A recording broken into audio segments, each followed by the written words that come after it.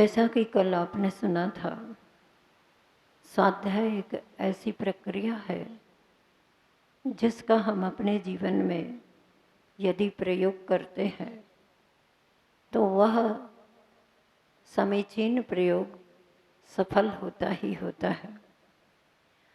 आचार्यों ने स्वाध्याय को जहाँ श्रावकों के षडावश्यकों में भी रखा है, तो आचार्य परमेष्ठी के 36 मूल गुणों में जो 12 तप हैं, 6 बहिरंग तप और 6 अंतरंग तप, अंतरंग तपों में एक स्वाध्याय को भी रखा गया है। जैसा कि कल आपको बताया था, स्वाध्याय के 2 रूप होते हैं, एक अपने स्वरूप का अध्ययन करना और दूसरा शास्त्रों का आलोढ़न करना। शास्त्रों का आलोढ़न ग्रंथों के माध्यम से करके फिर ध्यान की मुद्रा में अथवा चिंतन की मुद्रा में बैठकर जो अपने आप का अध्ययन करता चला जाता है और उस अध्ययन से जो उसे समझ में आता है कि ये राग द्वेष मोह आदि विकारी परिणाम मेरे अहितकारी हैं, उनको विराम देना आवश्यक है अपने शुद्ध तत्व की उपलब्धि के लिए, शुद्ध तत्व की अनुभूति के लिए। स्वाध्याय करके जब ये ज्ञात होता है तो साधक अपने जीवन में वह साधना प्रारंभ कर देता है, और जब वो साधना प्रारंभ करता है, करते करते वह अपने चित्त से विकारी परिणामों को हटाने में सफल होता है और चेतना के ऊर्ध्वारोहण में प्रवेश करता है। यह स्वाध्याय तप का फल होता है। आचार्यों ने स्वाध्याय करने वालों के लिए कहा है, एक दृष्टांत देकर के, कि बंदर का मन कितना चंचल होता है, बहुत चंचल होता है। कभी इस वृक्ष पर, कभी उस वृक्ष पर, कभी किसी जगह पर, कभी किसी जगह पर उछलता ही रहता है। एक वृक्ष पर भी वह बहुत समय तक नहीं रुक पाता। फिर भी यदि कोई बंदर एक वृक्ष पर वृक्ष की अनेक शाखाओं का अवलंबन लेकर के उछलता है, एक शाखा से दूसरी शाखा पर, दूसरी शाखा से तीसरी शाखा पर, तीसरी से चौथी शाखा पर, तो वह एक वृक्ष पर कुछ समय तक टिक सकता है और कोई कोई बहुत समय तक भी टिक सकता है, लेकिन बिना अवलंबन के उसका चंचल मन रुक नहीं पाता।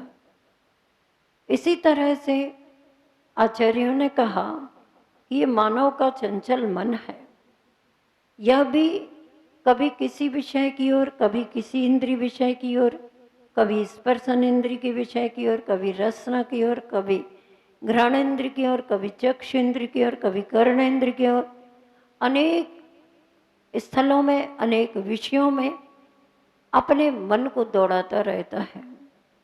इस बहिर्जगत में जाने वाले चंचल मन को यदि कोई रोकना चाहता है तो उसके लिए आचार्यों ने कहा, श्रुत ज्ञान के अनेक शाखाएं हैं, ग्रंथों के, स्वाध्यायों के और अनुयोगों के अनेक भेद हैं। प्रथमानुयोग, करणानुयोग, चरणानुयोग, द्रव्यानुयोग, ये चारों एक प्रकार से शाखाओं के समान है।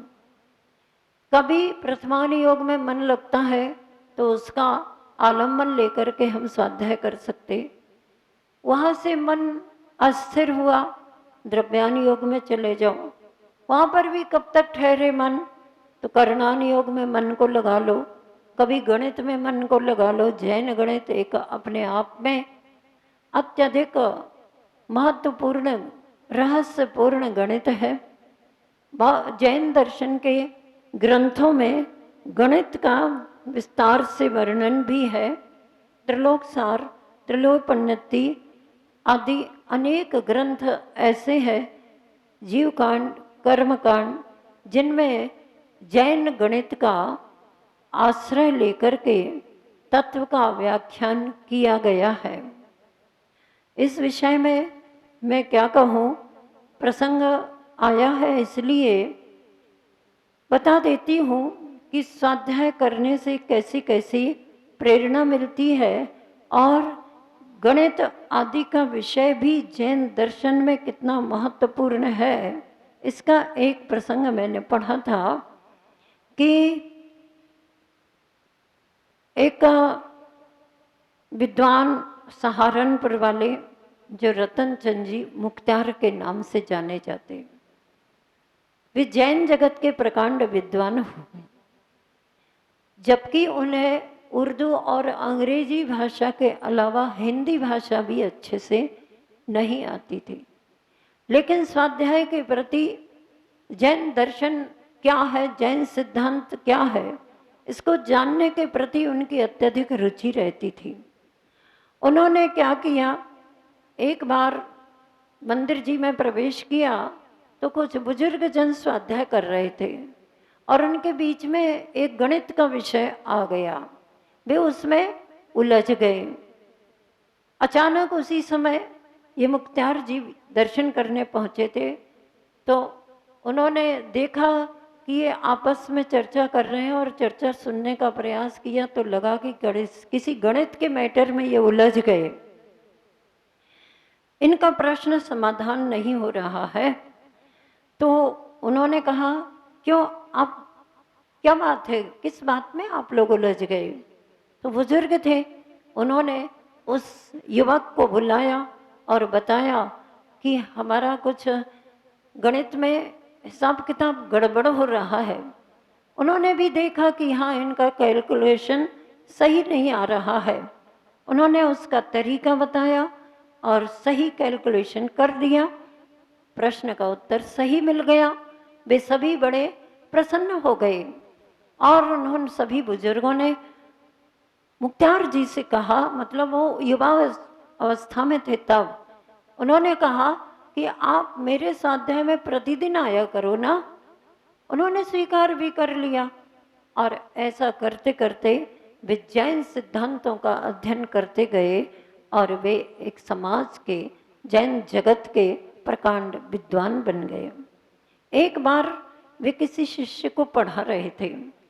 उसी समय एक उनके मित्र थे, गुप्ता जी थे और बीएससी के छात्र थे।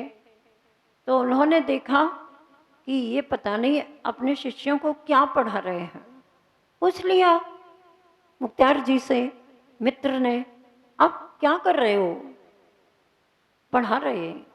क्या पढ़ा रहे हो? गणित पढ़ा रहा हूँ। कौन से गणित पढ़ा रहे हो? आज मैं देख रहा हूँ आप जो गणित पढ़ा रहे हैं ये सब पुराने गणित हैं। आज तो मैथमेटिक्स बहुत एडवांस में चला गया है, इस गणित से क्या मतलब है? तो उन्हें थोड़ा अच्छा सा नहीं लगा कि हमारे पूर्वाचार्यों ने कितना गणित लिखा है और जैन गणित तो अपने आप में बहुत महत्वपूर्ण है और ये कह रहा है कि इसमें क्या रखा है। तो उन्होंने कहा, तुमको समझ में नहीं आ रहा है इसलिए इसमें क्या रखा है ये बात कह रहे हो। हाँ हाँ, मुझे कुछ नहीं समझ में आ रहा, आप क्या पढ़ रहे हो ये। तब उन्होंने कहा, ये लौकिक गणित नहीं है, ये पारलौकिक गणित है। तो वो कहता है कि पारलौकिक गणित कैसे होते हैं, क्या कहलाता है पारलौकिक गणित? तो उन्होंने कहा, ये तो मैं बाद में बताऊंगा कि पारलौकिक गणित क्या होता है। मैं एक प्रश्न देता हूं, उसको हल करके लाओ। क्या है प्रश्न? तब उन्होंने दिया कि एक ऐसी संख्या बताओ जिसमें 10 जोड़ने पर उस किसी भी संख्या का पूर्ण वर्ग हो जाए, वर्ग समझते हैं ना आप लोग, समझते हैं? 8 का वर्ग कितना होता? वर्ग मतलब उसी संख्या का उसी संख्या में गुणा करके जो भाग आता, जो अंक आता है वो कहलाता है वर्ग। 2 का वर्ग कितना होगा? कितना का वर्ग कितना होगा? 16। 16 का वर्ग कितना होगा? 256। इस तरह से ये बढ़ता चला जाता है। या 6 का वर्ग कितना होता? 6 में 6 का गुणा कर दो, 36 हो गया। 9 में 9 का गुणा कर दो, 81 आ गया, वो उसका वर्ग हो गया। 100 में 100 का गुणा कर दो, कितना आ गया? 10,000 आ गए, है ना? तो ऐसे उसका वर्ग होता है। इस तरह से उसको एक संख्या दी। कौन सी संख्या दी उन्होंने? 26। और उन्होंने कहा कि इसमें 10 जोड़ो।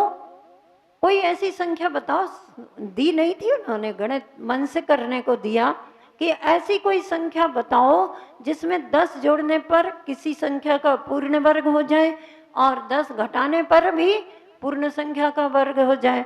अब मेरे मुख से पहले ही निकल गया, वो तो नहीं बता पाए, बहुत दिमाग खपाया, नहीं बता पाए। तो फिर बोले मुझे समझ में नहीं आ रहा। उन्होंने कहा अपने प्रोफेसर से पूछ के आओ। और प्रोफेसर के पास गया, वहाँ भी पूछा तो प्रोफेसर बोले उनको जा कर के कह दो ये गणित दिया है, जो प्रश्न दिया है हल करने के लिए, संख्या पूछी है, ये कोई गलत प्रश्न है, प्रश्न सही नहीं है, मतलब उनसे भी नहीं बना वो, है ना? तब वो पहुंचते हैं, कहते नहीं ये मेरी समझ में नहीं आ रहा। प्रोफेसर से भी मैं पूछ के आ गया और उनको भी समझ में नहीं आ रहा। उन्होंने कहा ये तुम्हारा प्रश्न गलत है। तब मुख्तार जी बोले बैठो मैं तुमको बताता हूँ। 26 का अंक है, उसमें आप 10 जोड़ दीजिए, कितने हुए? 36 हो गए। कितनी संख्या का वर्ग हो गया? 6 में 6 का गुणा करो, 6 छंग 36 हो गया, तो 6 का वर्ग आ गया 36। अब 26 में 10 कम कर दो, घटा दो, 16 आ गए। 16 कौन सी संख्या का वर्ग हो गया? 4 का। 4 में 4 का इंटू कर दो तो 16 आते हैं, तो वर्ग हो गया। अब वो कहता अरे ये इतना सरल है। बोले हाँ इतना सरल है। ये कौन सा गणित है? पहले अपन गणित में पढ़ते भी थे, आज के गणित में भी कुछ आता हो तो मुझे ज्ञात नहीं है इस तरह का। किसी और माध्यम से, किसी और शैली से ये चीज़ बताई जाती हो तो पता नहीं है। और आजकल तो लोग दिमाग लगाते भी कहाँ हैं, उनके पास तो कैलकुलेटर होता है, सब चीज़ ऐसी तैयार है, दिमाग लगाने की ज़्यादा ज़रूरत ही नहीं है। फिर कहते हैं हमारी बुद्धि नहीं बढ़ रही, हमारा ज्ञान नहीं बढ़ता, हमारा क्षमता नहीं बढ़ता। कहाँ से बढ़ेगा? ज्ञान का जितना जितना उपयोग किया जाए उतना उतना ज्ञान बढ़ता चला जाता है। दूसरों को जितना जितना ज्ञान दिया जाए अपना उतना उतना ज्ञान बढ़ता चला जाता है। ज्ञान की कभी कोई चोरी नहीं कर सकता, ज्ञान को कभी कोई किसी के ज्ञान को कम नहीं कर सकता। हाँ, हम यदि ज्ञान का दुरुपयोग करेंगे तो हमारा ज्ञान स्वयं कम हो जाएगा, अर्थात क्षमता कम हो जाएगा, या फिर जो क्षमता है वह उस विषय से तो मुख मोड़ लेगा। इसलिए हमें लगता है कि मेरा क्षमता कम हो गया। क्षमता बढ़ाने का कारण है कि एक अच्छी तरह से विनय पूर्वक स्वाध्याय किया जाए। उसको बड़ा आश्चर्य हुआ और उस दिन से उसे लगा कि जैन दर्शन में गणित का अपना कितना बड़ा महत्व है। और मुख्तार जी तो एक प्रकार से रेफरेंस बुक के रूप में जाने जाते थे। क्या? रेफरेंस बुक, अर्थात किस ग्रंथ में, किस पृष्ठ पर, किस पंक्ति में क्या लिखा है। अगर कोई प्रश्न करे कि पंडित जी हमें अमुक प्रश्न का उत्तर बता दीजिएगा, तो वे ग्रंथ का नाम, ग्रंथ के पृष्ठ का नाम, पृष्ठ की पंक्ति का नाम तक बता देते थे। इसलिए उनको रेफरेंस बुक के रूप में टाइटल देते रहे लोग। और इस तरह से वे जैन जगत के प्रकांड विद्वान हैं। उन्होंने व्यक्तित्व कर्तृत्व नाम से 2 ग्रंथ लिखे हैं, जिसमें जिज्ञासाओं के समाधान है, लेकिन हर जिज्ञासा का समाधान उन्होंने उद्धरण दे करके, रेफरेंस दे करके ही दिए हैं। चाहे षटखंडागम ग्रंथ के रेफरेंस देना पड़े हो, चाहे त्रिलोपनिधि के, चाहे त्रिलोकसार के, चाहे तत्वार्थ सूत्र के, चाहे पुरुषार्थ सिद्ध उपाय के, चाहे सर्वार्थ सिद्धि के, चाहे राजवार्तिक के, चाहे समय सार के, चाहे नियम सार के, चाहे मूलाचार के, अनेक विषयों को लेकर के जो ग्रंथ हैं उन सबके उन्होंने उद्धरण दिए हैं।